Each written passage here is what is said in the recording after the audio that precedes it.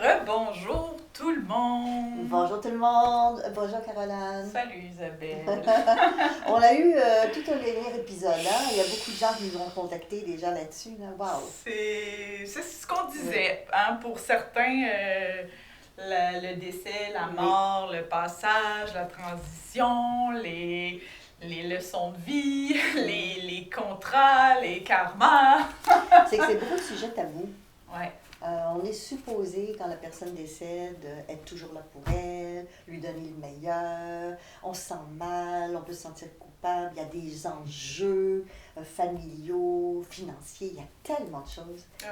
Là, c'est des moments, on avait conclu là-dessus, hein, Oui. avec la petite astérix qui était justement à quel point la personne qui est malade a souvent des grandes attentes, peut-être même irréalistes, je dirais, hein, un peu comme s'ils étaient dans l'illusion quant à leurs conditions de santé. Hein, parfois, pas tous, mais j'en connais, t'en connais. Oui, donne des exemples. C'est quelque chose qui revient. Hein, fait que, comme quoi? Ben, premièrement, là, c'est la mode, hein, aussi. Les gens veulent mourir à domicile. Oui. Hein? Puis là, c'est correct, hein? On trouve que du positif. Mais moi, ayant été infirmière en soins palliatifs, il n'y a que du positif s'il y a vraiment une équipe qui entoure cette personne-là. Hein? Oui. Parce que sinon, à qui retombe la charge, ça va être la famille. La famille qui est déjà en choc. Oui. Qui est déjà instable émotionnellement, peut-être même psychologiquement. Oui. Il y en a qui sont seuls, il y en a qui n'ont pas des grosses familles non plus, fait que ça peut retomber juste sur une personne. Oui. Après ça, ben c'est pas tout le monde qui sont infirmières. Fait que de donner des injections soi-même à quelqu'un en fin de vie, c'est ce que les gens font, là. Oui. Il faut oui, ils donnent les médicaments, ils font les injections, ils font tout. Le nettoyage. Faut être fait fort, là, tu sais, faut... Oui, parce que même s'il y a de l'aide à domicile, c'est pas dans tous les endroits où les pays il y a de l'aide à domicile. Ensuite, des fois, ça coûte très cher. Puis, on peut pas toujours trouver non plus les soignants ou le personnel pour le faire. Donc, les familles sont porteuses et ils font beaucoup de choses eux-mêmes. Oui, vraiment. Puis, moi, mon grand-père est mort à domicile parce que moi et ma mère, on était infirmières. Fait que... Il était choyé. On a pu exaucer ses souhaits, mais si on n'avait pas été là, ses souhaits n'auraient jamais pu être réalisés. Là. Oui. Sa femme, elle n'est pas infirmière. Là.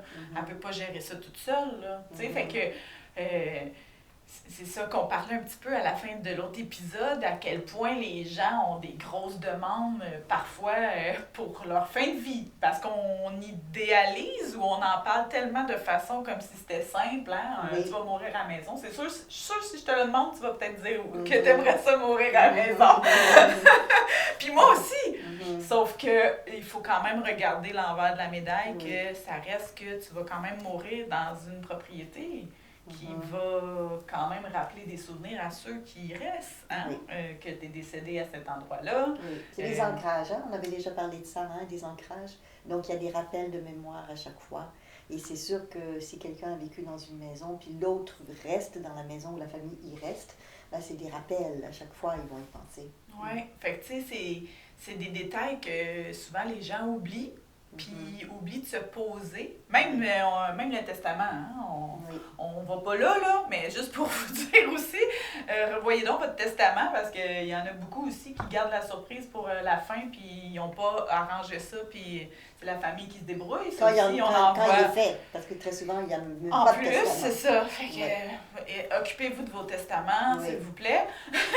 Fait que, en plus, tu sais, les gens parlent pas nécessairement de comment ils veulent que ça se passe. Non, parce que c'est tabou, on dit rien. Incinéré, enterré, tu sais, à cette heure, ils commencent à avoir un petit peu de publicité là-dedans, là, pour organiser ça, pour que les gens aient juste à rien faire, la famille, puis que tout soit déjà planifié, orchestré. Si vous avez la chance, faites donc ça. Je sais que ça paraît morbide, mais mon Dieu, que ça l'enlève une charge. Tu dis quelque chose que j'ai déjà entendu, qui m'a beaucoup surpris, mais c'est vrai. Souvent, les gens vont dire, ouais, mais si je prépare mon testament et autres, je prépare ma mort, je suis en train de la provoquer. Ben non, vous ne provoquez rien, là. Vous préparez les choses. Quand vous allez faire l'épicerie, c'est juste pour préparer les repas de la semaine. Donc, il n'y a pas de souci à préparer un testament. Ça ne veut pas dire que vous allez mourir, vous êtes en train de préparer votre testament. Mais j'ai entendu ça souvent comme croyance. Oui, vraiment.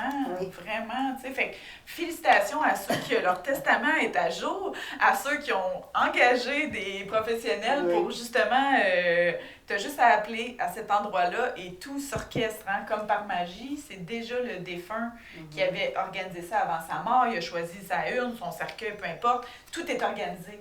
Ça l'enlève tellement de charge de travail. Moi, qui a vécu ça avec les familles, je vous dirais que c'est un des plus gros stress au-delà de la mort. C'est comme, mon Dieu, qu'est-ce qu'elle voulait, qu'est-ce qu'on fait, où on appelle, tu sais, on les aide beaucoup à cette heure, ça a été regroupé, il y a des, tu sais, on travaille avec des salons funéraires justement pour simplifier le tout, c'est nous qui va appeler à leur place parfois pour les aider, mais reste quand même que à 99% du temps, il faut que tu magasines ton urne 48 heures après le décès de la personne. Tu sais, il me semble qu'on a d'autres choses à faire. On n'a pas envie de faire ça, oui, on n'a pas vraiment envie de faire ça. On a d'autres choses à faire que ça, tu sais. Fait que on reçoit les cendres aussi à la maison, tu sais, c'est des étapes que les gens pensent pas parce qu'ils parlent pas de ça ou ils l'ont jamais vécu. Puis là, la personne qui est restée, ça va sonner à la porte, tu fais quoi avec les cendres arrivent, tu sais, on fait quoi? Fait que c'est quand même toutes des choses qui est comme par derrière, que quand on l'a pas vécu, on le sait pas, mais c'est des choses qui restent à faire à nos êtres humains qui restent sur Terre quand on a quitté. Fait que c'est ça que je veux dire, ça c'est juste la partie après technique, là, tu sais, qu'on parle, imaginez-vous. Mais elle est très importante. Elle fait partie de cette préparation qu'on avait parlé, tu sais. C'est-à-dire que quand la personne va de l'autre côté, si elle n'a pas fini des choses, c'est les personnes qui restent de la famille, le système qui vont être porteurs. On en a déjà parlé de ça. Même au niveau des situations non terminées d'apprentissage, par exemple, c'est transmis aux descendants. Ouais. Et là, si du vivant, les gens ont des soucis de communication, comme dans beaucoup de familles, parce que c'est tabou, parce que ça ne se dit pas, parce que ça devient une surcharge immense pour les personnes qui vont rester. Puis il y a des personnes qui décèdent qui s'en foutent totalement. Hein. C'est après moi le déluge, là, j'ai déjà entendu ça aussi. Même. Ouais. Mais dans la mesure du possible, ce qu'on est en train de dire, c'est que autant la personne qui va décéder que la personne qui va rester, de ne pas attendre à la fin de vie. Oui, mais surtout de ne pas se poser de questions. Oui. Moi, je dirais, parce que, tu sais, toi, là, t'as envie de quoi, mais tu meurs? Oui. As-tu envie qu'on se regroupe toutes dans une église ou pas? T'as-tu envie qu'on fasse un party chez vous puis ou pas? T'as-tu envie qu'on t'expose pendant 3 jours puis que tout le monde passe ou pas? Oui. Tu sais? C'est des choses qui sont quand même importantes parce que je sais que tu as abandonné ton corps physique, mais tu pourrais quand même participer à cette étape-là pour savoir vraiment ce qu'Isabelle elle aurait voulu. Parce que les gens, ils se tourmentent, là. C'est pas drôle, là, les familles. Là. Ils ne savent pas ce que l'autre aurait voulu. Ils savent pas. Puis après, tu avais parlé dans un autre podcast aussi des fois, les gens qui quittent peuvent être égoïstes parce qu'ils ont des besoins, ils ne comprennent pas que la famille ne peut pas les aider pour ceci et cela. Je pense à un de mes clients, entre autres, quand la famille lui a posé la question parce qu'il était en train de se préparer à aller de l'autre côté. Comment tu veux les choses? Et là, lui, il a dit... Je m'en fous. Non, ok. Non. Mais parce qu'il y en a qui disent ça. Je m'en fous. Faites ce que vous voulez. Moi, je suis mort. Oui, faites ce que vous voulez. Parce qu'on l'entend souvent. Oui, on l'entend. Mais là, c'est pas ce qu'il a dit. Ce qu'il a dit, c'est qu'il voulait être incinéré. Pas incinéré, il voulait être enterré. Mais enterré dans un cimetière. Mais là, quand la famille a entendu ça, ils ont dit, ouais, mais c'est parce que là, tu comprends pas. Là, c'est que ça dépend des paroisses, des endroits. Hein, mais je pense à une paroisse au Québec, là, où la famille demeurait. Il fallait qu'ils achètent le terrain. Ensuite, il fallait payer tant par année pour l'entretien. Et il fallait payer au moins pendant 25 ans. Et puis le monsieur, il n'avait pas le budget là, pour son enterrement. Donc lui, il voulait être enterré. Mais la famille dit, ouais, mais on va faire comment? Exact. Il n'y a pas l'argent, il n'y a pas... Puis ensuite, c'est 25 ans de contrat. Oui. 25 ans. Puis même à ça, après 25 ans, tu fais quoi? Ben oui, il faut le déterrer. Il faut... c'est ça. C'est ça que je veux dire par posons-nous les questions. C'est ça. Même les urnes, hein? T'sais, pour ceux qui ne savent pas, les urnes, c'est la même chose. Tu loues un petit local, on va dire comme ça. Mais après que le contrat est fini, ils te le demandent. Est-ce que tu renouvelles ou pas? Là, après ça, tu fais quoi avec les... Exactement. Moi, j'aimerais mieux savoir, pas savoir, mais j'aimerais mieux que vous me faites voyons, que vous me libériez tout de suite, tu sais, pour justement que vous me redéplaciez pas dans le temps. Oui, pour ne pas le faire 20 ans plus tard. Surtout pas me déterrer. Non, oui. Mais il y a des cultures qui vont déterrer les morts, mais ça, c'est tous les ans ou autre pour les nettoyer, mais ça, c'est autre chose. C'est pas ce qu'on veut dire. Ce qu'on est en train de dire, c'est que la personne qui va quitter la Terre bientôt a peut-être des besoins ou a peut-être des choses qu'elle désire, comme mourir dans son lit, Ouais. mais qu'il y a des conséquences pour le système. Ouais. Et que tout ce qui est en train de se jouer dans le système, et là je vais à un niveau plus spirituel parce que c'est aussi de ça qu'on parle, tout ce qui est en train de jouer dans le système, comme là par exemple, c'est ma place dans ma maison, Ouais. c'est ce que je veux, c'est l'important de me faire respecter mes valeurs et tout, c'est tous des enjeux qui ont déjà été joués dans la famille avant, mais qui n'ont pas été résolus. Et jusqu'à la fin, ça revient de toutes sortes de manières possibles pour, si c'est possible en tout cas, emmener une résolution. Mais tout revient, ça revient. Donc, aussi longtemps que la personne n'a pas été jusqu'au bout ou que l'autre n'a pas été capable de dire c'est trop pour moi, je suis désolée, je mets mes limites. Ouais, comme si c'était un moment privilégié où tout se rejoue de l'histoire entière et que c'est peut-être le moment dans la vie de faire stop ou ça c'est non. Ou, ça c'est oui, ça c'est non, ça même je peux, ça je peux pas. S'il est en fin de vie puis qu'il va mourir la personne puis que tu risques de le décevoir puis de créer quelque chose, mais peut-être que c'est ça la fin du contrat. Oui, c'est ça, de l'entente du contrat. C'est une autre réflexion que les gens n'ont pas nécessairement en disant, mais oui, mais pourquoi est-ce que c'est facile ou difficile? Parce que des fois, c'est facile la fin de vie pour certaines personnes, mais très, très, très, très souvent, il y a des enjeux qui reviennent parce qu'il y a beaucoup de choses qu'on met de côté puis qu'on dit, je ferai plus tard, je ferai plus tard, je ferai plus tard. Mais là, il n'y a plus de plus tard. Le plus tard, c'est maintenant ou jamais. Là, puis je sais que les gens parlent des fois, parce que je pense à une de mes amies qui est en phase terminale, elle est morte 2 jours après. Sur son lit, elle était inquiète. Je trouvais ça terrible pour elle. Elle était en train de mourir. Elle était inquiète parce qu'elle n'avait pas préparé ses funérailles. Et là, l'hôpital voulait qu'elle le fasse. Et elle n'avait pas d'argent pour les payer. Puis, donc, elle a dû vendre sa voiture. Je ne sais pas si vous savez, là, vous êtes en phase terminale, vous devez appeler des amis, des copains et tout pour vous aider à vendre votre voiture. Vous allez mourir dans 2 jours. C'est terrible, hein? Elle était inquiète. Qu'est-ce qui va se passer? Comment ça va se faire? Il me semble qu'on n'a pas besoin de ça avant de partir.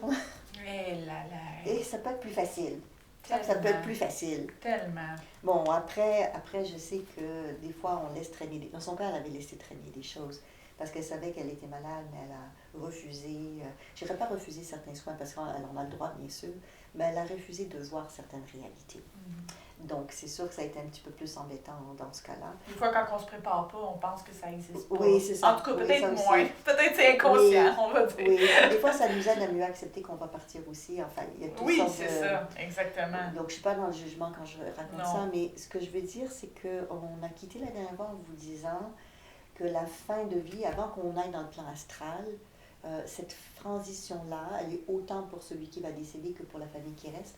Parce qu'il y a un karma collectif aussi, familial. Donc, quand il y a un des éléments du système qui quitte, donc qui décède, si ce n'est pas finalisé ce qui devait être fait, c'est les autres qui sont porteurs. Un exemple très simple, si vous êtes malade à la maison aujourd'hui, c'est peut-être votre mari ou les enfants qui vont faire le lavage ou qui vont faire la vaisselle. Oui, c'est vrai. C'est parce que vous ne pouvez pas. Donc...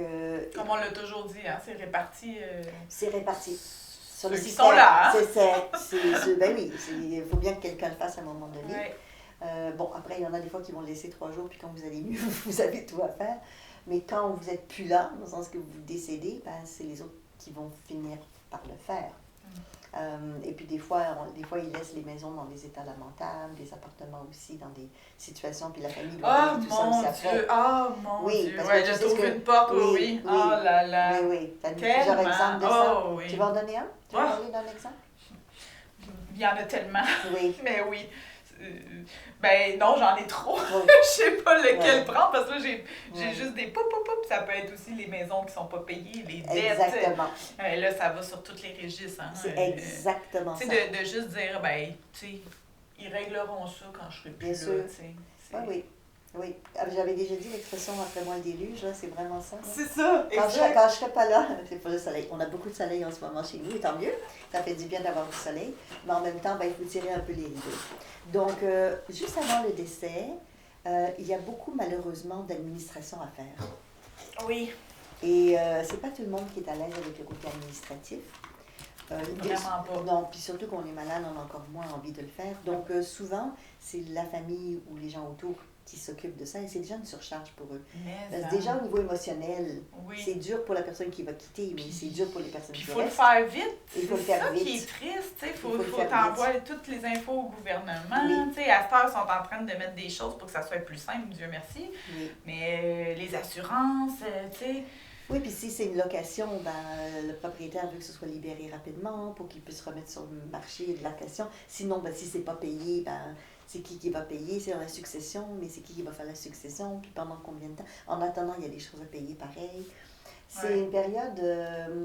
on pense pas à ce genre de choses, parce que, à moins qu'on est habitué comme toi, c'est parce que tu l'as vécu avec les patients, donc tu le sais. Oui, puis je voyais à quel point c'était lourd pour la famille, tu sais, puis c'est tellement comme un côté un peu, tu sais, je trouve que c'est un peu, pas inhumain, mais Seigneur, on peut-tu comme prendre, il n'y a pas quelqu'un, là, qui fait ça, là, ça n'a pas de sens, là, tu sais, à cette heure, il y a des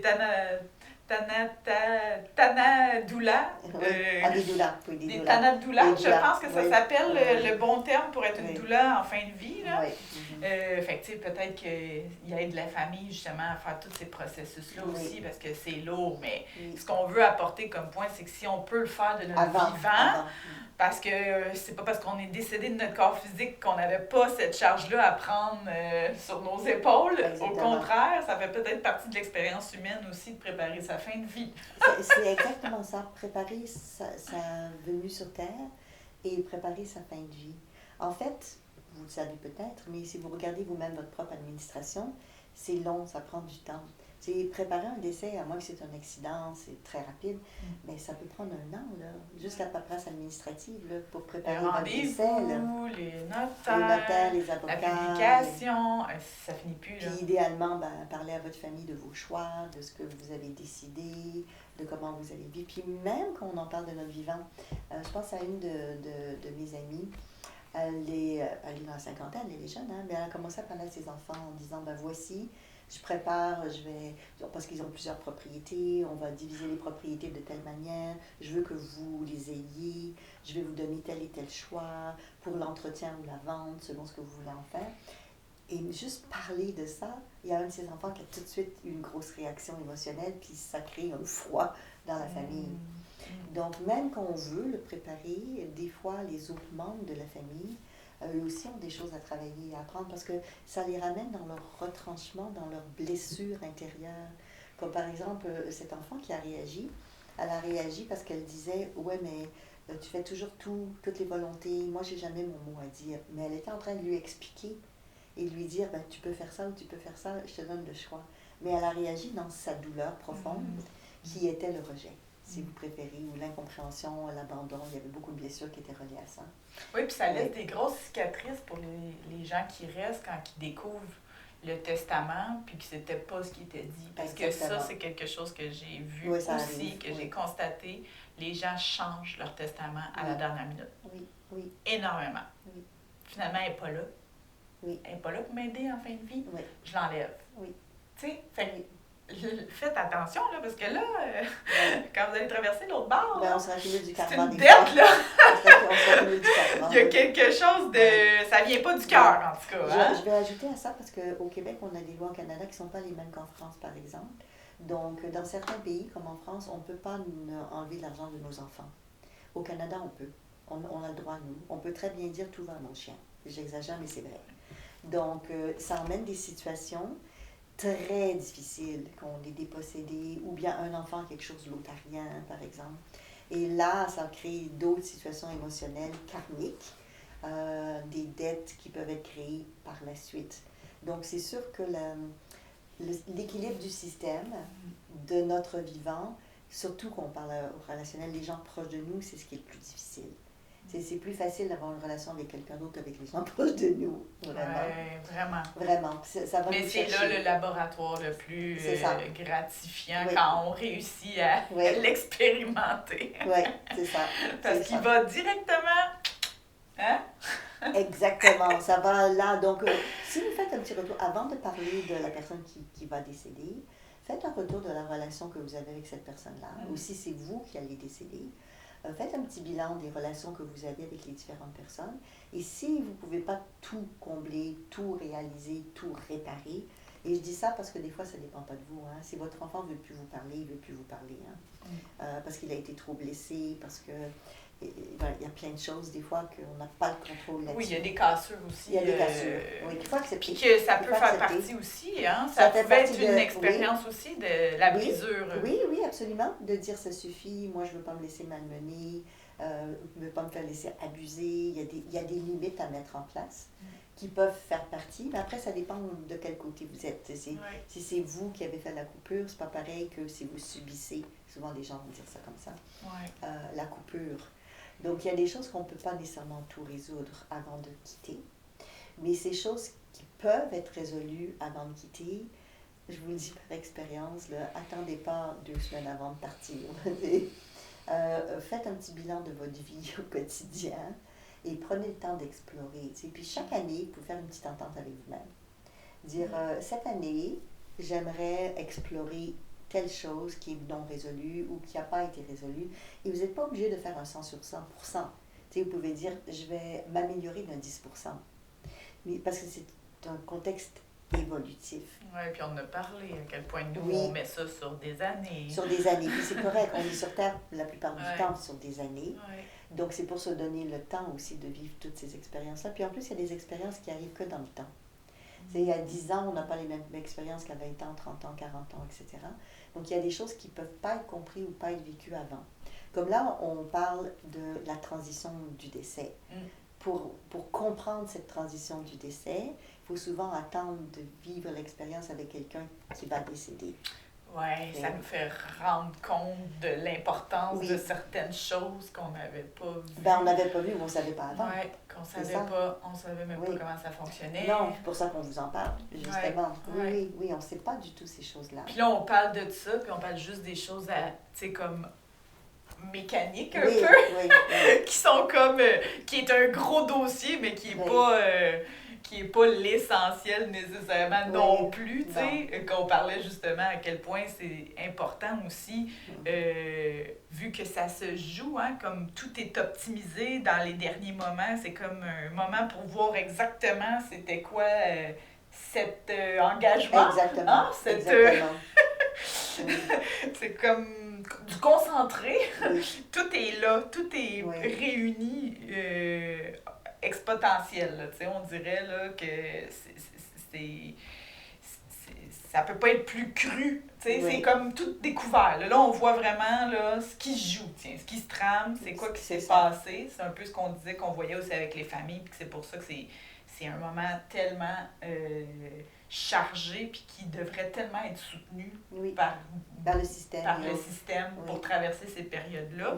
Parce je trouvais important qu'on revienne sur le mot égoïste, là, que c'est peut-être pas le bon mot. On dirait égocentrique. Le mot juste, ce serait égocentrique. Égocentrique. Oui. Égoïste, ça va, on a le droit de penser à soi. C'est ça, exactement. Tu sais, de prendre le temps de réfléchir à ça, justement, tu sais, de qu'est-ce que ça va avoir comme impact sur les autres aussi, la façon qu'on choisit de mourir. Oui. Ça aussi, c'est important, parce ça commence à être de plus en plus populaire, comme on disait, l'aide médicale à mourir à la maison. Oui, on n'a pas parlé du suicide encore, mais en c'est plus, un sujet. Mais le message que je veux passer, c'est essayer de voir déjà maintenant ce que ça peut créer comme impact sur la famille quand un membre est malade, tu sais, puis de voir nos attentes, ce qu'on souhaite pour notre propre mort, si c'est quelque chose de réalisable, tu sais, parce que mettez-vous dans la situation inverse, si c'était à vous que ça arrivait de répondre aux besoins de... Exemple, votre mari qui veut mourir d'une certaine façon, est-ce que vous seriez capable de le faire, puis de le soutenir? T'sais, là, à froid comme ça, on a tout le réflexe de dire oui. Oui, parce qu'on veut le meilleur pour eux. C'est ça. Sauf que quand on fait face à la maladie et tout, puis que l'incontinence, elle embarque. Ça fait beaucoup de choses. La perte de poids, il y a plein de choses. La démence. Oui, des fois, ils sont perdus, ils sont pas tous orientés. Puis là, ben c'est ça se joue fort, là, comme tu as dit, là, ce que tu fuis revient au galop. Oui, c'est ça nous revient. Là, comme on a dit, c'est peut-être le moment de conclure un processus, une entente, un contrat. Oui. Alors qu'on pense que c'est tellement pas le bon moment, parce qu'on voudrait tellement pas faire de peine à l'autre qui part, puis le laisser partir dans un état de... oui, de bien-être, de paix, d'amour. Bon, la plupart du temps, c'est ça aussi. Hein. Nous, ce qu'on vous dit, parce qu'on parle aussi avec le plan spirituel, c'est qu'il y a beaucoup de situations dans le passage qui sont difficiles pour la personne qui quitte et pour les personnes qui restent, et où on risque de se créer d'autres karmas. C'est ça. Oui, c'est ça qu'on parle. On parle de nettoyage, de sortir les balais. Là. Oui, exactement. C'est comme la dernière chance, on peut dire, de régler le plus de trucs possible pour ne pas avoir à le refaire plus tard. Oui, puis il y a un moment peut-être, comme tu dis, c'est pas juste une dernière chance, c'est une chance. Oui, c'est une chance, oui. C'est comme un moment, là, un moment que charnière. Tu peux peut-être résoudre pas mal de choses. Oui. Donc revenons là-dessus, parce que des fois, les gens me posent ces questions-là. Oui, mais comment on fait?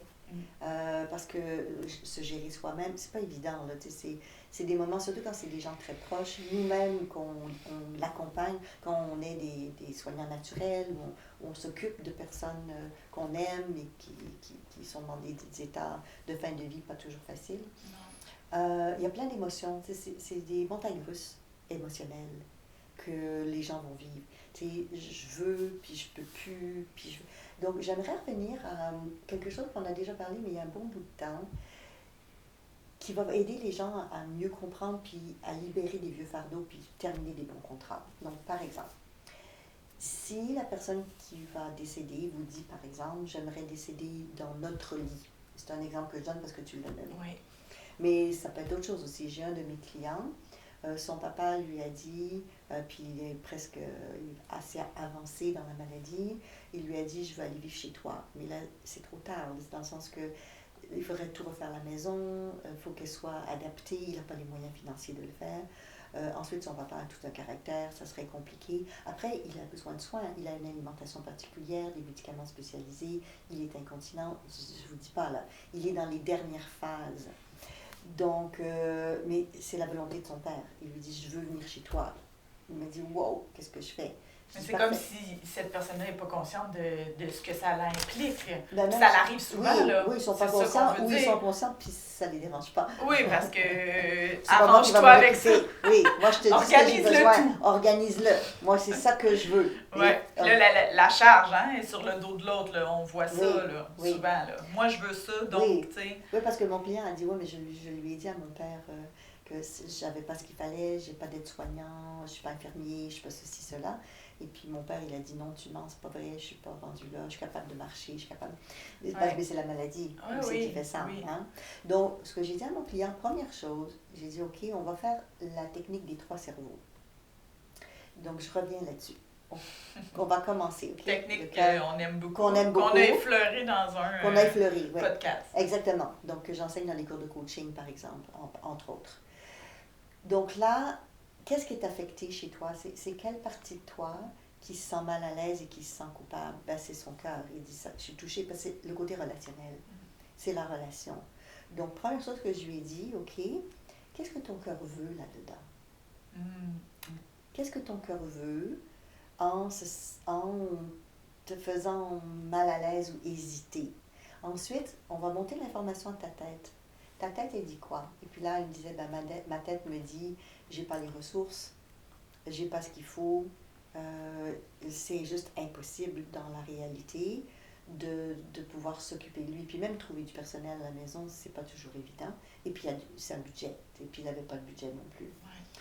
J'ai dit, ok, donc ta tête dit ça, puis si tu ramènes cette information-là, donc le besoin relationnel, de garder une relation d'amour par exemple, la réalité qui est physiquement, c'est juste pas réalisable, ramène l'information dans la région du ventre, parce que c'est là qu'il y a les inquiétudes, les peurs, la gestion, et puis cette région-là te dit quoi?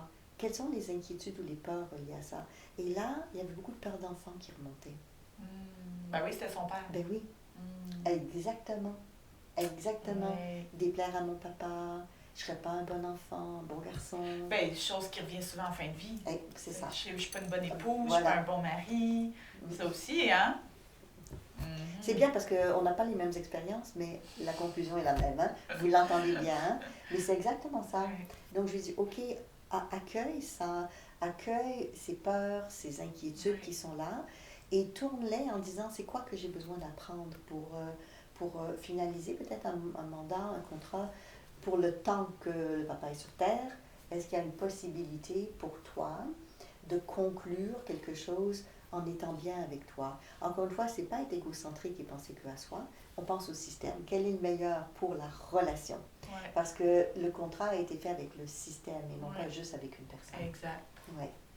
Donc, ça l'a aidé, pas nécessairement à ne pas être affecté, parce qu'on a le droit d'être affecté, c'est émotionnel, puis on a des liens. Non, mais juste d'avoir compris, mais d'avoir compris, en allant questionner le ventre, qu'est-ce qui fait qu'elle ne peut pas mettre l'action d'aller vers ce choix-là aussi. C'est ça. Parce que le ventre, c'est ce qui nous fait avancer, ce qui nous... Fait que là, ça bloque. Hein? Ça devait faire mal au ventre aussi. Ben oui, la digestion, il disait qu'il se sentait bloqué, qu'il n'arrivait plus à digérer. C'est ça, j'imagine. Puis tu sais, les peurs, hein, on le dit, là, le ventre, les tripes tordues, c'est ça, hein? Fait que c'est souvent les peurs, les inquiétudes. Fait que juste d'avoir fait ce chemin-là, puis de faire, OK, tu sais, exemple, elle, c'est des peurs d'enfance, wow! C'était un île, c'était un monsieur, mais c'est pas grave, mais c'était des peurs d'enfance. C'est magnifique, juste ça, en tant que tel, puis là, c'est sûr que toi, tu vas encore plus loin, parce que t'es habitué, on est habitué en coaching, tu sais, qu'est-ce que tu peux faire justement pour... transformer ça pour le changer, exactement. Puis une des choses qu'il m'a dit, j'ai dit, OK, il y a ces peurs-là, puis ces peurs-là sont basées sur quoi? Parce que des fois, on a des peurs basées sur des réalités, mais des fois, c'est une anticipation, tu sais, c'est pas quelque chose qui est là, mais c'est quelque chose qu'on imagine.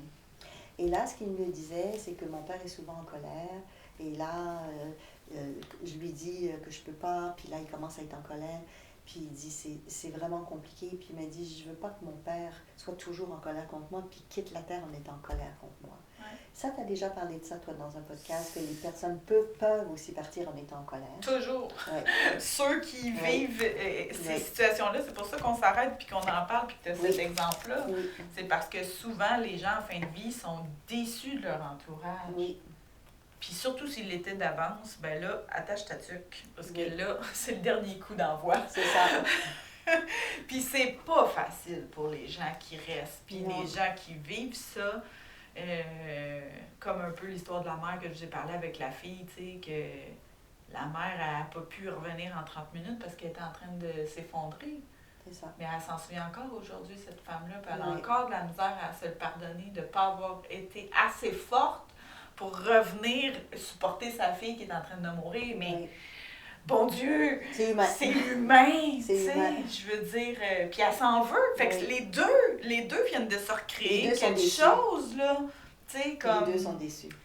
Fait que je peux comprendre, je suis pas en fin de vie, je suis pas dans cette situation-là, sauf que mon Dieu, qu'on en demande beaucoup aux gens qui nous entourent. C'est ça le message, dans le fond, aujourd'hui, que je veux dire, tu sais, parce que avec l'aide médicale à mourir, avec les soins à domicile maintenant pour le décès, prenez conscience à quel point c'est du boulot pour les gens qui supportent les gens qui sont malades. Je sais que c'est un moment terrible pour la personne qui le vit, mais c'est aussi vraiment difficile pour ceux qui restent. Fait que ça aussi, c'est quelque chose que je trouve que ça vaut la peine de le répéter parce que si vous avez déjà des attentes réalistes, ça va vous aider à justement être plus à l'écoute des besoins de l'autre aussi, puis pas juste de vous, ce que vous avez envie, tu sais. Parce que, comme on a dit, mourir à la maison, c'est bien beau, là, mais c'est un ancrage, puis cette chambre-là, tu sais, je comprends, tout le monde veut mourir à la maison, mais c'est pas facile après ça. Combien de gens déménagent après? Oui, ils veulent pas. Alors qu'ils auraient aimé ça, rester dans cette maison-là. Peut-être que si la personne ne serait pas décédée là, il serait là encore aujourd'hui. Mais là, ils ont des mauvais souvenirs. Mais là, ils sont plus capables parce que là, ils se souviennent juste du 3 heures qu'elle a été dans le lit à côté, le temps d'attendre que la maison funéraire vienne chercher. C'est des ancrages, c'est des choses qu'on voit, tu sais, quand ils mettent le drap, là, c'est des choses que c'est pas nécessaire toujours, tu sais, d'oublier cette étape-là, tu sais. À moins qu'on retourne comme dans le temps, puis qu'on fasse comme dans le temps. Là, dans le temps, c'était très naturel, puis on veillait ça, ça a l'air, hein? Ouais. On restait avec nos cadavres, puis... mais il y avait beaucoup plus famille, l'esprit de famille aussi. Oui, l'esprit de famille, puis pas juste l'esprit de famille, je pense, je n'étais pas là, mais tu me diras, de ce que je pense, il y avait beaucoup plus une tradition et une spiritualité reliée à cette étape-là. Les gens priaient, ils accompagnaient, ils étaient en groupe, ils soutenaient pour faire cette traversée-là, chose qui n'est pas genre, je m'en viens, puis, tu sais, c'était pas la même... Il y a beaucoup d'informations qui se sont perdues en cours de route. Les gens ne savent plus comment faire pour aider la personne à quitter, aller de l'autre côté, etc. C'est pour ça qu'on en parle, parce que les gens ne savent plus. Puis on en parle tout de suite, parce que moi, ce que j'ai dans l'esprit en arrière depuis l'épisode passé, puis cet épisode-ci, c'est la peur. Oui. C'est la peur. C'est la peur, parce que... C'est ça aussi qu'on veut essayer d'apporter, c'est comment ne pas avoir peur finalement, parce qu'on le dit que la vibration sur laquelle on quitte, c'est ce qu'on s'en va visiter l'autre bord. En premier, en tout cas, oui. Plus on a peur, plus la vibration baisse, plus on risque d'aller dans un mauvais pays. Oui. On va dire ça visiter comme des mauvais quartiers ou un mauvais pays, oui. Fait que ça aussi, c'est important, tu sais, c'est pour ça qu'on parlait de l'astral, pour justement l'importance de se préparer ici, pour justement travailler sur nos angoisses, notre culpabilité, nos peurs, essayer de faire ce ménage-là, passer le balai, l'aspirateur, pour que justement, on soit prête à faire la transition dans des conditions où la peur n'est pas omniprésente, parce que c'est ça qu'on voit, Isabelle, les gens qui sont frigorifiés, c'est tellement anxiogène pour certaines personnes, la mort, puis c'est pour ça que les gens n'en parlent pas, parce qu'ils ont tellement peur, tu sais.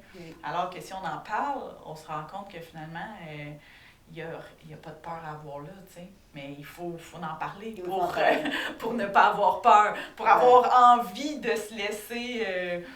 de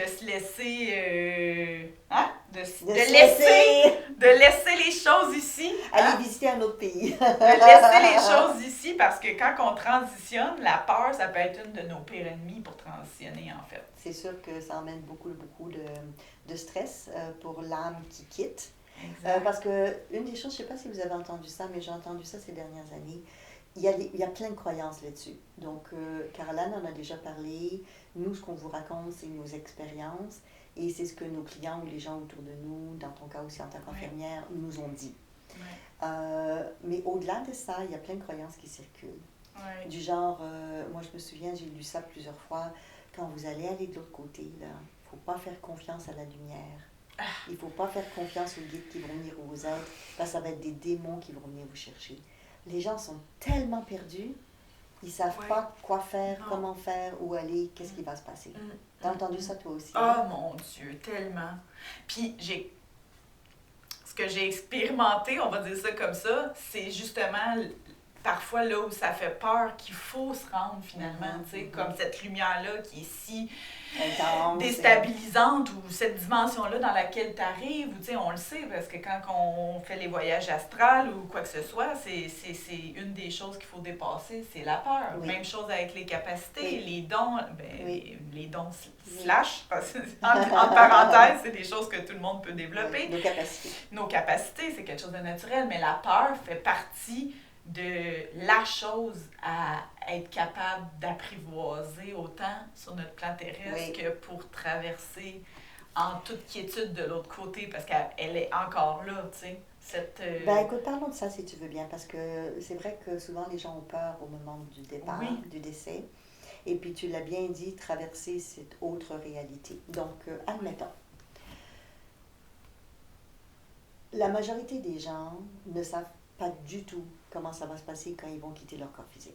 Donc, ils se retrouvent, c'est comme si vous allez à l'aéroport, vous ne savez pas du tout dans quel avion vous allez être, où vous allez atterrir et qu'est-ce que vous avez emmené avec vous. C'est quelque chose. Et aucune idée. Aucune idée. Donc, nous, ce qu'on vous a déjà dit, c'est si vous vous préparez, ça va être plus facile. Mais tout le monde n'a pas la chance de se préparer, ou des fois, les familles n'ont pas le temps de se préparer. Donc, on va revenir à la peur. OK. Si vous avez peur que ce soit un démon qui vient vous voir, que de l'autre côté, vous ne savez pas, il n'y a peut-être rien de l'autre côté. À ce moment-là, je vous emmènerai dans votre quotidien, dans cette vie-ci, comment vous avez fait dans certains moments donnés pour savoir si on parle d'une personne, par exemple un guide qui viendrait, si c'est une bonne ou une mauvaise personne pour vous. Et je dois dire que beaucoup de gens sur Terre ont des très mauvaises stratégies. Ils ne savent pas choisir. Ils font confiance à des gens qui ne devraient jamais faire confiance. Et si vous n'avez pas cette bonne capacité de comprendre les processus des gens qui peuvent être méchants, négatifs, parce que ça existe, vous pouvez vous faire avoir de l'autre côté aussi. Mais si sur Terre, vous avez une bonne façon de percevoir, ouh là, cette personne-là me ment, ou je sens qu'il y a quelque chose, vous allez être un petit peu en avance sur la capacité de déceler si une énergie est bonne ou pas pour vous. Parce que si on vous dit que de l'autre côté, faites attention à la personne qui vient dans l'amour, parce que c'est pas un vrai amour, c'est juste pour vous jouer un tour, dans la vraie vie, il y a de ça aussi. Et peut-être que les gens qui vous disent ça ont vécu ça de leur vivant. Ouais, parce que souvent, on parle de ce qu'on a vécu. Exactement. C'est comme de là l'importance de développer notre intuition, des capacités, en fin de compte. Discernement. Parce que justement, on le ressent comment quand c'est vrai. Exactement. Hein? C'est ça. Fait que on le ressent dans notre corps, on le sent, tu sais. C'est pas parce que quelqu'un est beau et magnétique, dit des belles paroles, le corps, il parle. Ouais. Quand on est à l'écoute, quand on a fait des exercices pour développer nos capacités, notre intuition, mais même de façon naturelle, sans qu'on aille dans des grosses... Non, pensez juste aux personnes à qui vous faites confiance. Pourquoi vous les faites confiance à eux? Exact. Puis pensez aussi aux personnes à qui vous ne faites pas confiance, ou vous avez fait confiance, vous avez regretté. Parce qu'on apprend aussi comme ça. Exact. L'aviez-vous senti au départ? Il fallait être prudent, être vigilant. Des fois oui, des fois pas. Des fois, on se fait prendre complètement dedans. Oui, ça c'est un bel exercice. Oui, exactement. Oui, c'est de l'apprentissage. Mais justement pour éviter qu'après, comme de l'autre côté, vous vous fassiez avoir aussi. Parce qu'il n'y a pas que des belles entités dans l'astral. On a parlé du bas astral. Il y a des entités négatives, comme il y a des êtres négatifs et dangereux. Et là, je parle des meurtriers. Même chose. Même chose, sur Terre aussi. Ouais. Oui, sur Terre. Fait que c'est la même chose, c'est pour ça que c'est drôle que tu le dises. Oui. C'est exactement ça. C'est la même chose. Mais des fois, c'est tellement puissant que ça peut en être déroutant aussi, tu sais. Pour ça que je dis que la peur, des fois, est là, même si c'est vers là qu'il faut aller. Oui. Je sais pas si tu me suis. Oui. Parce que c'est quelque chose de nouveau, tiens. Oui, c'est ça. Là, on n'a pas de référent.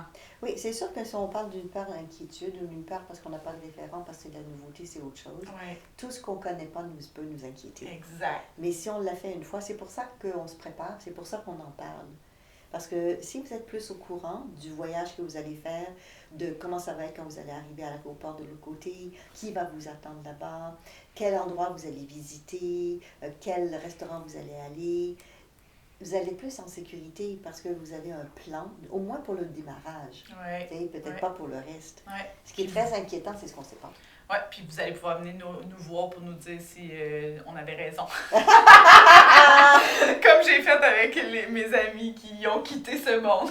Exactement. Oui, parce qu'on communique. Leur demander si c'était bien expliqué selon comment on perçoit ça, nous qui n'est pas totalement décédés de cette... Oui. On a tous des chemins, mais moi, j'aime bien leur dire. Tu viendras me dire si j'avais raison. Mais quand on fait de la communication avec les défunts, de la médiumnité, c'est une des choses que j'aime beaucoup. Moi, je leur dis pas, voici ce que je sais. Je leur dis où est-ce que vous êtes, comment ça se passe pour vous, de l'autre côté. Et ce qui est fabuleux, c'est que comme personne sur Terre est toujours nécessairement à la même fréquence, bon, on a des familles avec lesquelles on est à l'aise, des familles d'âme, je ne parle pas des familles physiques. Donc, on a des fréquences similaires, c'est vrai. Mais comme on n'est pas tous pareils, de l'autre côté, on ne vivra pas tous les mêmes expériences. Exact. Donc, on vient à l'unicité encore, puis qu'on est ouvert à tous les points de vue parce qu'on sait que tout est possible. Donc, ce qu'on vous dit, ça peut être vrai pour certains d'entre vous et ça peut être différent pour d'autres personnes. Mais le discernement, la peur et l'inquiétude, si vous êtes là-dedans, les solutions, il y en a quand même plusieurs. C'est de vous préparer, mieux savoir où vous en allez, avoir de l'information, poser des questions aux gens autour. Dans le temps, c'était le rôle aussi des religions. Ou bien si vous êtes bouddhiste, vous travaillez tous les jours là-dessus. Chaque jour, on meurt à quelque chose et on apprend à travers ça. Et on est à quelque chose. Exactement. J'aime bien dire ça tout le temps. Exactement. C'est exactement Ouais. ça. Ouais, pour se préparer à aller vers d'autres étapes. Donc, si vous êtes d'une nature plus anxieuse ou plus inquiète, il y a des gens qui le sont plus que d'autres. Si vous êtes d'une nature plus inquiète, c'est vraiment un travail à faire dans votre vie et surtout pas juste à ce moment-là. C'est ça, je m'en allais dire parce que là, je m'en allais poser la question. Tu sais, qu'est-ce qu'on fait quand c'est une peur parce que c'est quelque chose de nouveau, mais que c'est vers là qu'il faut aller. Mais dans le fond, elle vient de le dire, c'est de se préparer à justement qu'est-ce qu'on peut mettre en place maintenant pour que quand la peur arrive, parce qu'il y a une nouveauté, qu'est-ce qu'on peut déployer comme ressources pour pouvoir justement faire le bon choix. Exactement. Puis souvent, ce qui arrive, c'est qu'au moment du passage, donc quand vous quittez le corps physique pour aller dans le corps astral, c'est pas toujours le cas, mais souvent, c'est comme quand vous êtes à l'hôpital puis tu parlais que vous assistiez, vous aidiez les personnes en phase terminale. De l'autre côté, il y a comme une infirmière, un infirmier, un guide qui est là, qui va rassurer la personne par rapport à ce qu'elle est en train de vivre. Donc, si vous avez peur, et c'est correct, on peut avoir peur de bien des choses, là, vous avez travaillé là-dessus ou pas, mais vous arrivez de l'autre côté, et très souvent, vous allez avoir soit une personne que vous avez connue, qui est décédée, un membre de la famille, qui va venir vous voir, ou ça peut être des soignants, comme j'explique, comme sur Terre, mais des soignants de l'autre côté, qui vont venir vous voir pour vous expliquer et dire, OK, là, tu vas aller là-bas, là, il va se passer ça, là, il y aura telle étape, pour réconforter la personne pour qu'elle fasse cette première transition. Ou on sera là, peut-être. Oui, c'est ça. Il y a des guides, oui, c'est ça, il y a des aides de l'autre côté, que c'est leur travail. Non, mais c'est ça, mais nous, on sera peut-être là aussi pour vous accueillir, mais ça a l'air que on m'a aperçu dans ces parages à un moment donné. Ça arrive. Ça peut arriver. Et aussi. Si c'est pas nous, ça peut être d'autres personnes. Parce qu'il y a des aides de l'autre côté, on a chacun notre rôle sur Terre, mais de l'autre côté aussi. Où c'est leur rôle de vous guider, vous accompagner pour vous montrer où aller. C'est un sacré boulot, là. Ça travaille aussi fort qu'ici, là. Oui, même des fois plus, hein, oui, c'est ça. Oui, c'est ça. C'est ça, hein, parce que... il y a de l'enseignement, je pense que c'est encore plus... il y a encore plus besoin de profs l'autre bord que ce qu'on essaie d'enseigner sur Terre. Donc, c'est sûr que si vous faites un voyage, moi, je suis habituée parce que sur Terre, je voyage beaucoup. Du moment où je mets les pieds dans l'avion, par exemple, dans le train ou autre, là, je relaxe complètement. Donc, le passage, et puis Caroline en a parlé, si on part en colère, si on part fâché, c'est moins facile. On peut être stressé et tout, c'est normal.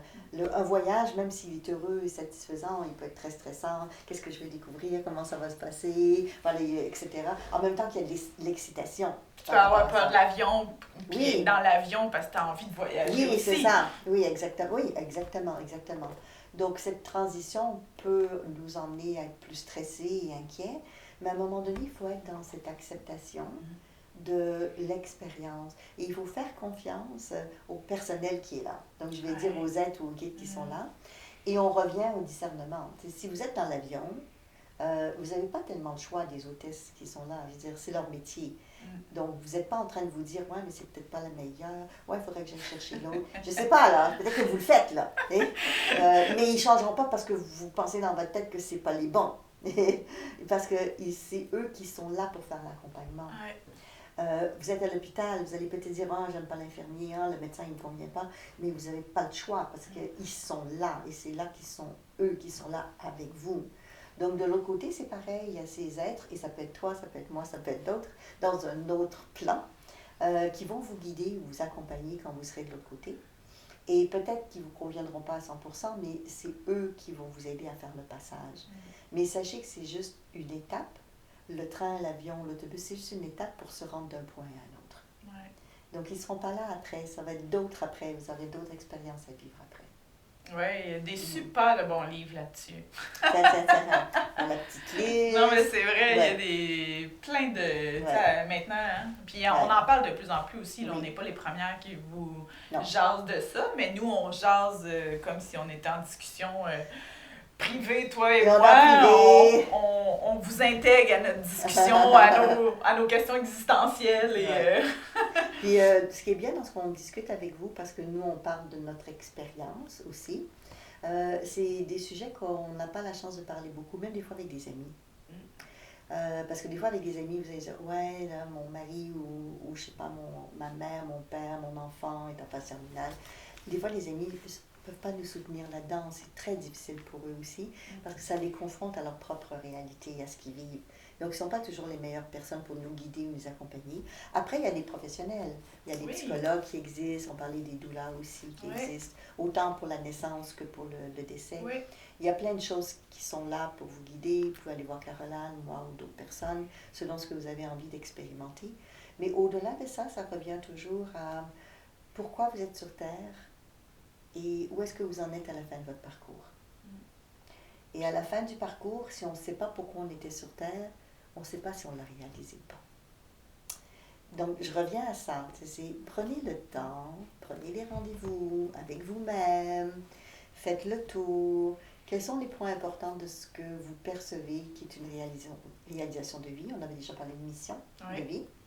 Et vous savez qu'il y a des techniques, on peut vous guider, vous accompagner. J'ai formé plein de personnes dans différents pays. On n'a pas été à fond encore sur la mission de vie. Hein? Ça s'en vient. Parce que pour être capable de partir en paix, il faut savoir si vous avez finalisé. Si vous vous dites j'ai encore plein de trucs à faire, ça devient un peu compliqué. C'est difficile de partir en paix si ce n'est pas résolu. Parce que vous partez inquiet. C'est plus dans ce sens-là. Maintenant, si tout n'est pas fini, et que d'autres personnes, des membres de la famille ou autres, vont faire la continuation, sont d'accord avec ça, ça c'est autre chose. Mais ce qu'on a dit, c'est que très souvent, ils ne sont pas d'accord avec ça, ils le prennent comme une responsabilité énorme, et puis ça leur pèse terriblement, tout simplement parce que ça n'a pas été discuté, ça n'a pas été échangé, on n'a pas compris ce qui est en arrière, et tous les enjeux de l'enfance, de la naissance, n'ont pas été résolus, d'où l'idée que quand le testament sort, il y a plein de conflits dans les familles. Vraiment. Oui, parce que tout ce qui était là avant, les conflits entre frères et sœurs, entre beaux-frères, belles-sœurs et machin, ça ressort parce que ça n'a pas été résolu. C'est les moments charnières. Donc, on parlait de ça, les moments charnières. Le décès, la fin de vie, c'est un moment très important et charnière de réalisation d'où on en est dans notre évolution. Oui, vraiment. Vraiment. Je me demande où je suis rendue dans mon évolution. Mais c'est des bonnes questions à se poser. Parce qu'on a encore à comprendre. Ouais. Après, sachez que c'est pas parce que vous allez travailler sur vous et régler bien des choses que les gens autour de vous vont pouvoir mourir. Ce que je veux dire par là, c'est que vous ne provoquez pas la mort des gens que vous aimez parce que vous êtes mieux. Ils vont vivre avec une version améliorée de vous. Encore pendant des années. C'est bien tant mieux, là. Oui, exactement. Donc, on n'a pas besoin d'être imparfait ou d'être parfait. C'est pas le but. Mais d'avoir cette impression que vous allez jusqu'au bout de ce que vous-même, vous avez décidé que vous alliez faire. Si vous trouvez que vous ne parlez pas assez à vos enfants, vous ne leur dites pas assez que vous les aimez, commencez donc par le faire. Parce que, si je ne me trompe pas, le plus important, quand on arrive de l'autre côté, c'est l'impact qu'on a laissé sur les autres. Oui et non. Ça fait partie de la réponse. J'attends la... Donc, voilà. Donc, on arrive de l'autre côté. De l'autre côté, les 3 premiers jours, je vous avais déjà parlé de ça, c'est les 3 journées, donc après le décès, où on reste encore plus collé près de la terre, parce qu'on est en train de finaliser nos dossiers. Moi, des fois, quand je voyage... Que tu peux aller justement... aller retrouver les anciennes personnes. Aller souffler à l'oreille. Oui, ou faire ça, le toucher, puis la personne dit « Oh, j'ai pensé... » Comme si on te laisse un petit 72 heures pour dire tes adieux. Exactement. Moi, comme je voyage beaucoup, des fois, avant de partir, j'ai beaucoup de travail, et j'emmène des fois un dossier ou 2 que je finalise avant les vacances, par exemple, ou avant d'autres choses, par exemple. Donc, c'est un petit peu la même chose. Il y a comme une transition de finalisation. Donc, ce qui dure à peu près, selon les différentes traditions, 3 jours. Une fois que ces 3 jours-là sont terminés, il y a d'autres étapes de l'autre côté, dont une étape qui n'est pas tout de suite, mais que je vais parler tout de suite parce que tu viens de le nommer et ça revient souvent, qui est le bilan de notre fin de vie, qui est de valider ou vérifier cette vie-ci, est-ce que j'ai fait, est-ce que j'ai appris, est-ce que j'ai compris ce que je voulais. En d'autres mots, à la fin de votre voyage dans un pays, est-ce que vous avez visité et fait et vu ce que vous vouliez ou pas? Sur votre liste. Sur votre liste. Ouais. Et si vous n'avez pas fait ce qui est sur la liste, vous voulez faire quoi? Est-ce que vous voulez revisiter le pays une autre fois? Est-ce que c'est pas grave pour vous? Il y a eu un changement de programme en cours de route, il est arrivé quelque chose où vous étiez, vous n'avez peut-être pas fait ça, mais vous avez peut-être visité autre chose. Donc, il y a une étape de bilan de vie. Et dans l'étape du bilan, qui n'est pas sur Terre, qui est dans le plan astral, dans le monde de l'astral. Dans le plan du bilan, vous n'êtes pas seul.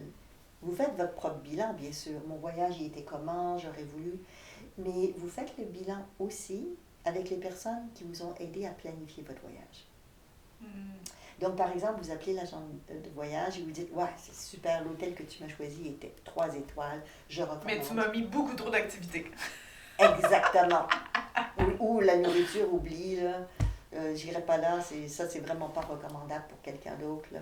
Ou bien quand toi tu m'as référé, peut-être que c'était extra, mais aujourd'hui, ouf, ça a changé. Ça a besoin de réno. Ça a besoin de réno. C'est exactement le bar ça. était fermé, puis la piscine. Ouais, la piscine, je te dis pas, il était en train de l'entretenir, puis on n'a même pas pu en profiter alors qu'il faisait 35 degrés. Donc, le bilan, il se fait avec les personnes qui l'ont organisé, et vous comprenez pourquoi? Parce que c'est du feedback pour eux aussi.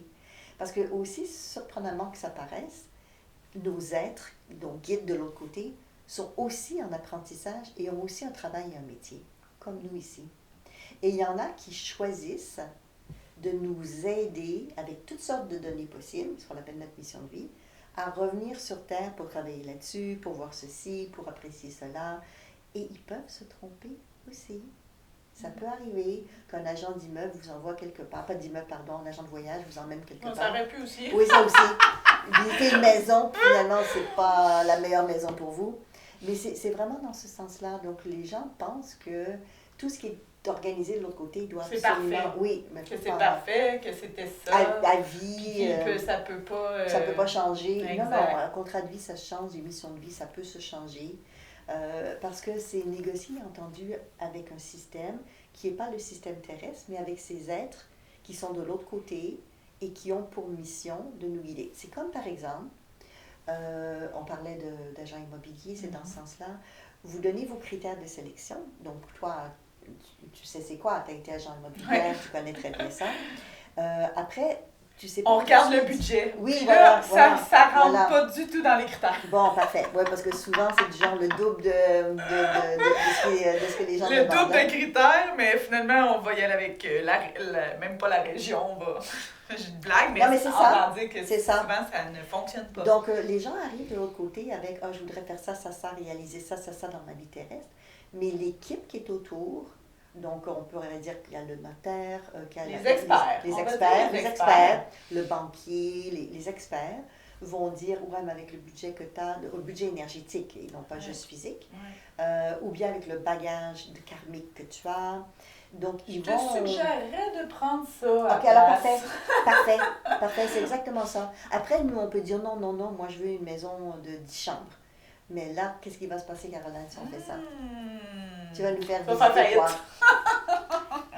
Donc, on va visiter peut-être des maisons, mais on va se rendre compte que c'est complètement hors de notre budget pour qu'on apprenne. On apprenne à avoir une impression plus logique. Donc, les guides de l'autre côté peuvent nous expliquer. Nous donner des informations, donner des conseils, mais ça reste qu'on peut choisir un mauvais... Ben écoute, on choisit avec eux. C'est-à-dire que... Il va y avoir consensus.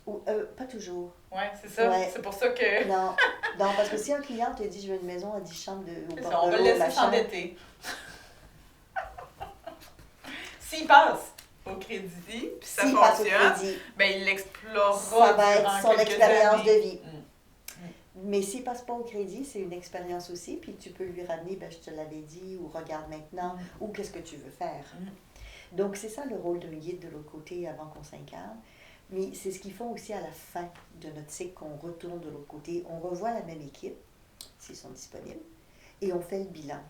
Ouais, tu l'as acheté ta maison, là, puis finalement, ça t'a coûté cher, etc. Je te l'avais dit, machin. Et comment tu as vécu ton expérience? Ou l'inverse, je te l'avais dit que j'aurais été capable. Oui, c'est ça. Et puis, oui, c'est ça. Et j'ai été capable. C'est exactement ça. Exactement ça. Donc, il y a cette période de bilan après le décès, mais qui n'est pas tout de suite dans les premiers jours après le décès, parce qu'on a besoin de récupérer. On donne une pause. Une pause, voir la famille. On va prendre une petite pause. dans l'au-delà. Oui, c'est ça, c'est exactement ça. Donc, les pauses dans l'au-delà sont les suivantes. Si la personne est décédée avec beaucoup de douleur ou beaucoup de souffrance psychologique ou physique avant de décéder, elle a besoin souvent d'une transition de l'autre côté, comme sur Terre. Donc, ça peut être, je sais pas moi, un endroit de Imaginez, hein? Imaginez qu'est-ce qu'on pourrait leur offrir. Vous aimeriez quoi, vous? Je parle de jacuzzi, la montagne. Puisqu'on a dit que tout est possible de l'autre côté.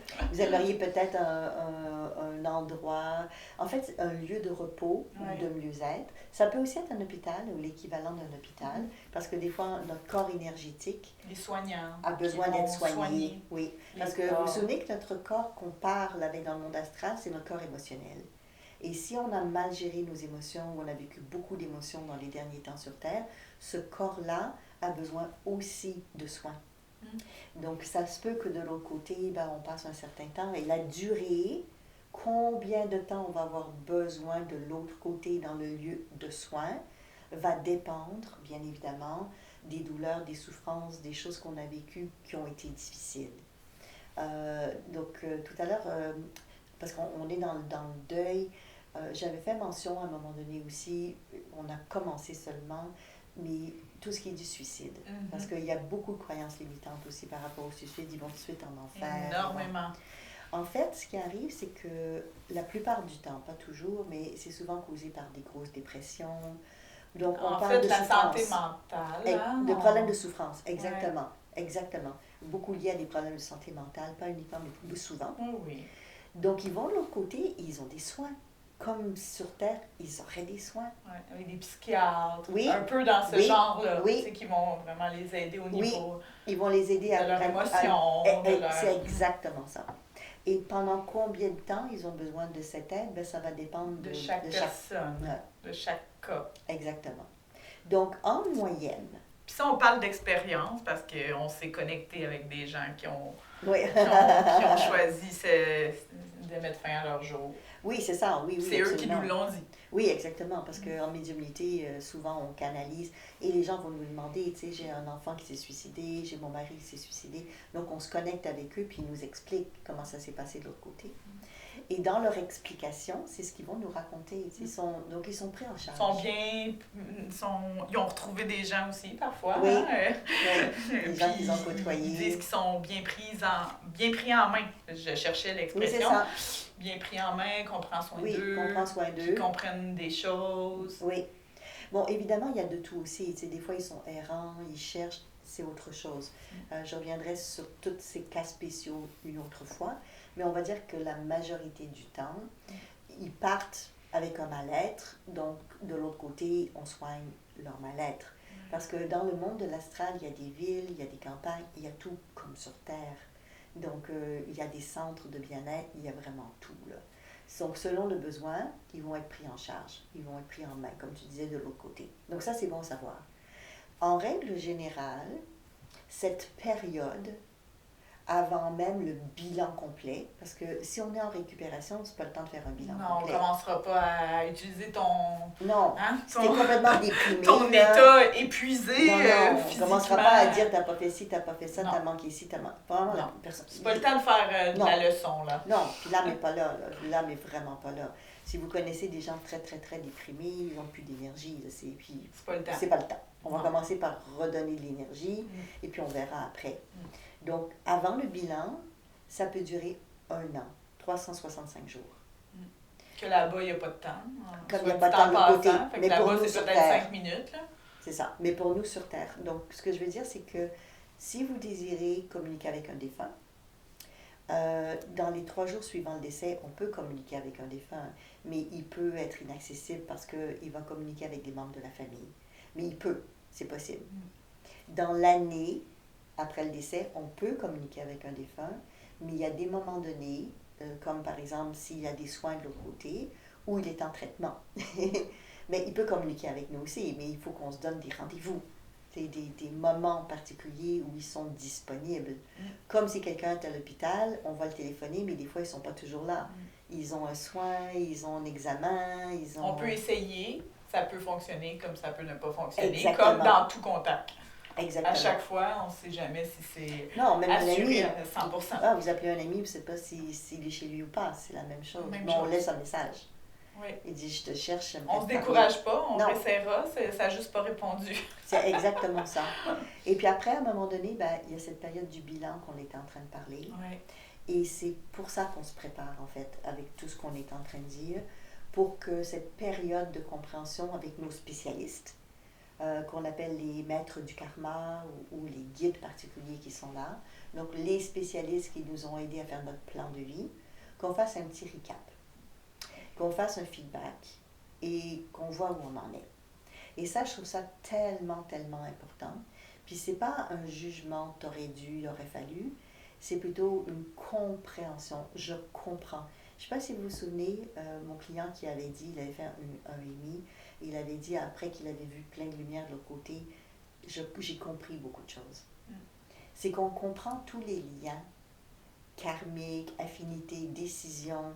J'avais choisi de vivre ça avec telle personne parce qu'on a vécu ça dans telle vie. On voit la toile d'araignée qui se tisse. Exactement. T'sais, on voit qu'on est tous interreliés, Oui. puis qu'on n'est pas seuls, puis que tous nos gestes ont un impact ailleurs, puis répercussions, puis... Ce qu'on ne se souvient pas sur Terre. Souvent, on ne se souvient pas de ces choses. Que la majorité pense qu'ils sont seuls, puis que... Oh mon Dieu. Que leur... qu'ils sont pas importants, parce qu'on l'entend souvent, ça, tu sais, moi je suis seule, je suis pas important. Non, on a plein de gens qui sont là avec nous. Même si on les connaît pas encore, parfois aussi, hein, c'est des rendez-vous prévus plus tard. Oui, mais c'est déjà organisé, planifié. Après, on peut des fois changer la planification en cours de route. C'est comme un voyage. On peut dire, bon, je n'irai pas à tel hôtel, je vais changer parce que, je ne sais pas, il y a eu une inondation. Il y a des changements en cours de route, puis on peut aller ailleurs. Mais la plupart du temps, ce qui a été planifié ou organisé, avec le consentement, la plupart du temps, pas toujours, mais très souvent, c'est ça qu'on vient faire. Et à un moment donné, on veut savoir, en bout de ligne, si j'ai eu le temps. C'est comme dans des rencontres d'équipe. C'est comme on a des projets. T'as-tu avancé ta partie à toi? Exactement, t'en es rendu où? Par rapport à ce qu'on était entendu. Ton équipe à toi, on fait quoi? Mon équipe à moi, ils sont rendus là. C'est quoi la suite des événements? Qu'est-ce qu'on comprend? Qu'est-ce qu'on aurait pu changer? Ou, wow, t'as déjà fait ça? Oui. Je pensais que tu serais là-dessus toute l'année. Finalement, on va te donner autre chose. Ou pas. Vacances, le restant du temps. Tu as des vacances où tu as déjà fait ce qu'il fallait faire. Mais c'est exactement ça. Donc, il y a cette période. C'est ça qui est beau, c'est que ça se modifie. Tu sais, que même si ça a été lancé avec un planning, on va dire ça à peu près, ben, c'est que quand on cherche à comprendre puis à participer, en faisant des découvertes et de l'exploration, ben, on peut réaliser qu'on peut renégocier, on peut s'ajuster, on peut tout revoir ça, hein? Et qu'est-ce que vous diriez, là je suis un peu trop dans le soleil, mais c'est pas grave, mais qu'est-ce que vous diriez de savoir tout ça de votre vivant? Là, c'est de ça qu'on parle. De ne pas uniquement attendre au moment où vous êtes de l'autre côté, et beaucoup de gens, ça va être le cas, mais lorsque vous faites un travail sur vous-même, en hypnose transtemporelle par exemple, l'information est disponible. C'est-à-dire, sur nos plaques au Québec, c'était marqué « se souvenir », le souvenir. Ben moi, c'est pareil. Pour moi, personnellement, je veux me souvenir de qui j'étais, de ce que je faisais, d'où j'étais, et je travaille là-dessus. Et j'ai eu beaucoup de flashs dans ma vie. Donc, qu'est-ce que vous diriez si vous seriez capable, et vous êtes capable, il faut juste savoir comment, de retourner avec ces maîtres du karma, avec ces spécialistes de l'autre côté pour vous rappeler c'était quoi le plan, et on va revenir sur la mission dans un autre podcast. Parce que se souvenir de la mission, c'est important, parce que si vous ne savez pas ce qui est à faire, vous allez faire des choses. Mais est-ce que c'est le plan? On peut mettre de l'énergie sur bien des choses. Puis des fois, on aime bien procrastiner. On est bon là-dedans, je voulais dire. Oui, on ne fait pas les choses qu'on aime pas. Puis plus ça va, on dirait, plus on est multitâche, avec les hauts potentiels, là, ça n'arrête plus les TDAH, là, on dirait qu'on a encore plus de jus pour se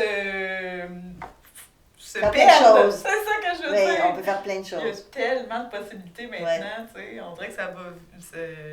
tout s'apprend. Avec l'Internet, avec... On peut devenir tellement de choses. Oui, c'est ça. Après, ça peut être super aussi, parce qu'on a plein de compétences et de talents. On peut faire plein de choses aussi, et c'est vrai. Mais si on ne sait pas ce qu'on a à faire, ben, on peut inventer toutes sortes de choses. Donc, moi, je trouve ça important de retourner avant. Et dans cette période du passage, de se poser des questions, si c'est vous, parce qu'il y a des gens qui nous écoutent, que vous êtes en phase terminale, tu sais.